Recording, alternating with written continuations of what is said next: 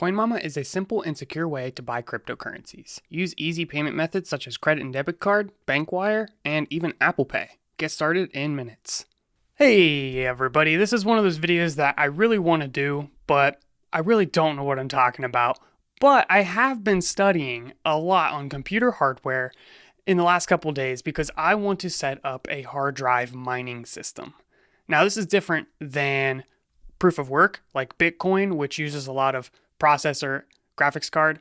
Instead, we're going to be using a lot of hard drive space. And I mean a lot of hard drive space.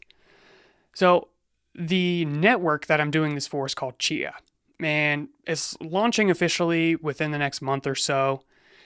And I'm trying to get my farm ready, set up, so I can start earning coin right from the beginning. So what exactly does this take? How does it work? What's the cost to get started? And is it going to be profitable? Answer, I have no idea because I don't know if the coin's going to be worth anything.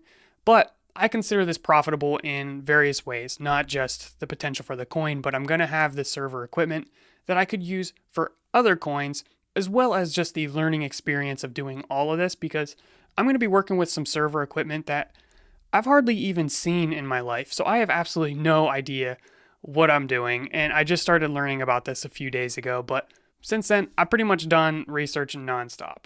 So I placed a bid on this server here. And basically, the idea with this thing is this is an 8-core, 2 8 cores, so it's going to have 16 cores. And this is going to be used to make plots. So in the Chia software, you can create these plots, and it takes a significant amount of time. This is when the processor is used. So if I were to add a plot here, we would need to choose the plot size. And it's going to require temporary space a little bit larger than 3 times the amount of the final product.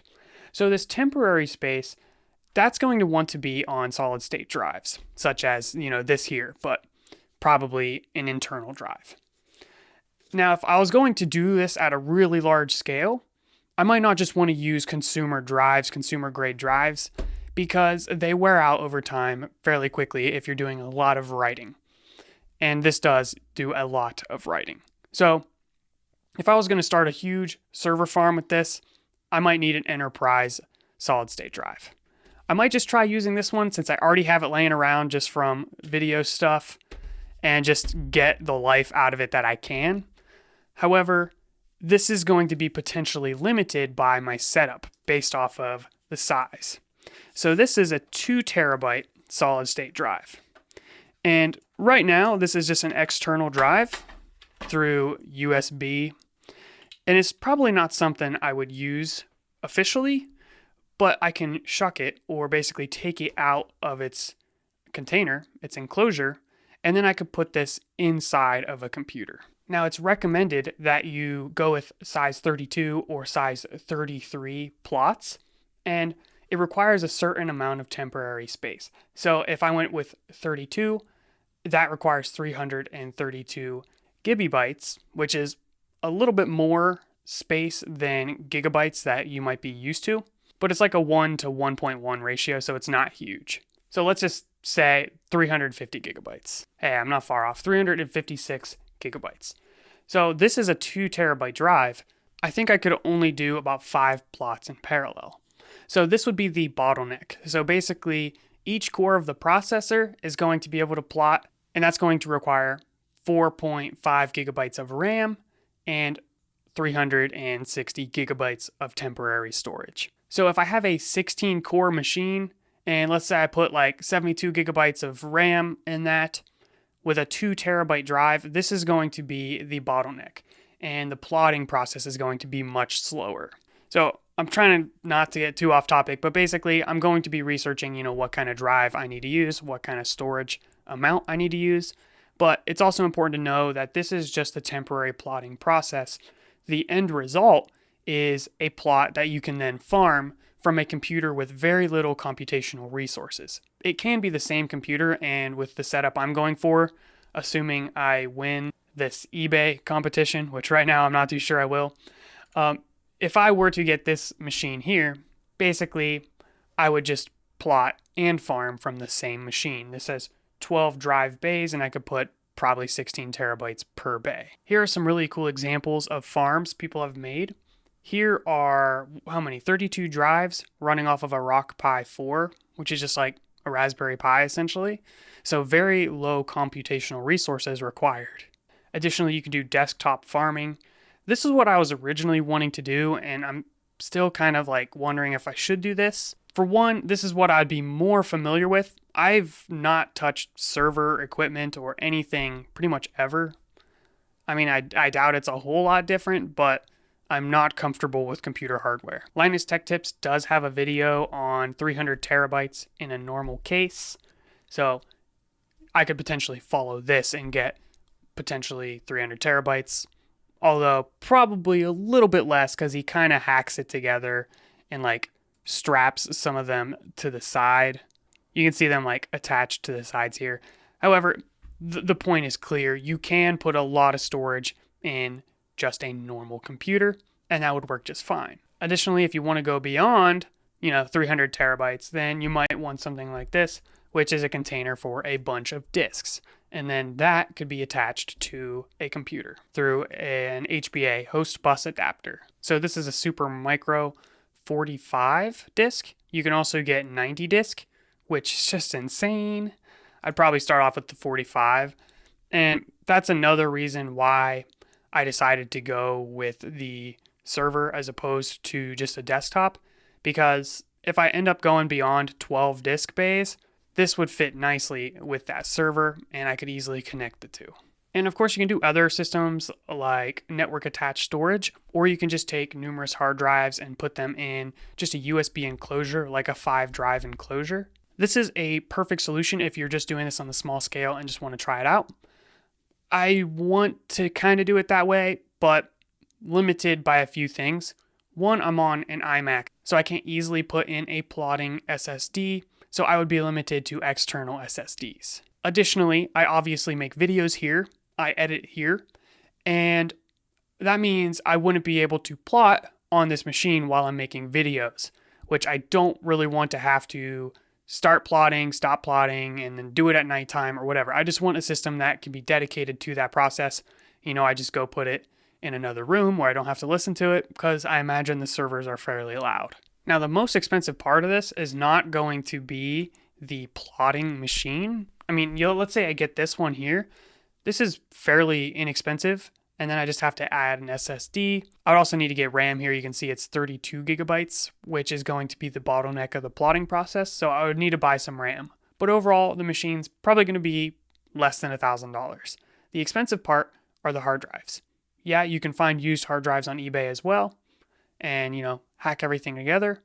But if you're going to just buy a bunch of drives up front, it can be pretty expensive. So for example, here's a 16 terabyte external hard drive, $294 at the time of this video. That is going to be a USB device, so you can plug that directly in your computer if you just want to start out with like one drive, or you could, get a USB hub and plug a bunch of them into them, or you can shuck them, take them out of their enclosures, and then put them in some kind of drive enclosure. You can get 5-drive enclosures. You can get servers that allow, 12 drives, or you can get an entire 45-drive JBOD like we shown earlier. Now, this is going to be a potentially cheaper route than buying the drives as is, which is kind of weird. Like, you get more stuff with them being in an enclosure already, and then you take them out of the enclosure. But if you bought them by themselves, they cost more. I don't really understand why that is.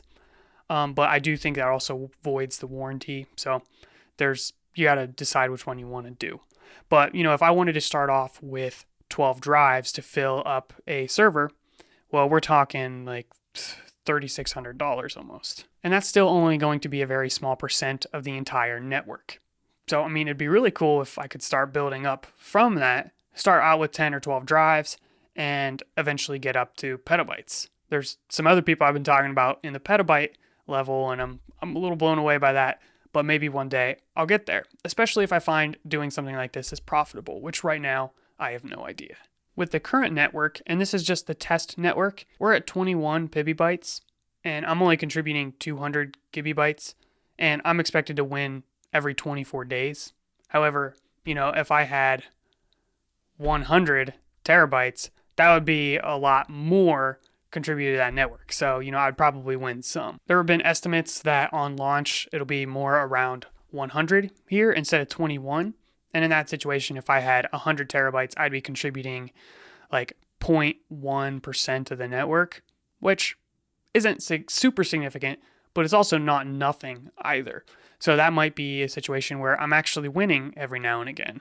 Here is a question in the FAQ. I have only 10 terabytes. Will I ever win XCH or Chia on mainnet? Starting with the new consensus algorithm and rewards schedule change in beta 27, there are 4,608 chances per day to win 2 Chia. If you have 10 terabyte and there are 30 petabytes of total storage on mainnet, then you would expect to win around 3 per day on average. The math is, and then it explains how to calculate that. In this situation, 10 terabytes is like 0.03% of the network, so not even 0.1%, and you're still winning around 3 a day. So I think there's potential to at least get something. Now, the question is, are those going to be worth anything? That's where I have absolutely no idea. I think there's a lot of potential here, but there is a significant number of cryptocurrencies out there, even ones you can buy and sell on exchanges, or like if you look up on CoinMarketCap, there's thousands of different coins and tokens on there. I'm not really sure how to tell how many total are on here, so I'm just going to scroll through the entire list. All right, I'm actually not going to keep doing this, but you can see there are thousands of coins and tokens. So is it safe to just say, oh, this is the next big thing? I don't think so, but it does have serious potential, especially with some of the information we talked about when we introduced this network in the previous video. And if you do invest in some kind of equipment, this might not be the coin that you forever want to mine, but you still have that equipment that you can then use for other coins and experiment and learn and build from there, which is what I'm intending on doing. Even if I don't make bank on this, I've learned so much in the process, and this is basically the start of my mining adventures. And you really just got to start somewhere. And I'm 99% sure something I think is going to work is not going to work. Either equipment doesn't work together, or the server I bought is just way too old, or something. I have no idea, but we're going to figure it out, and it's going to be fun. So I'll let you guys know what I end up buying, and maybe we'll build it here on YouTube. But before I say bye, please be sure to subscribe to this channel. I'm trying to get to 100,000 subscribers in my first year of creating content. So far, we're on week 2, so we still have a while to go, but at this rate, oh man, I don't know if we're going to hit it. I need you to hit that subscribe button, and don't forget the notification bell so YouTube lets you know when I create new content. Thank you, and I'll see you in the next one.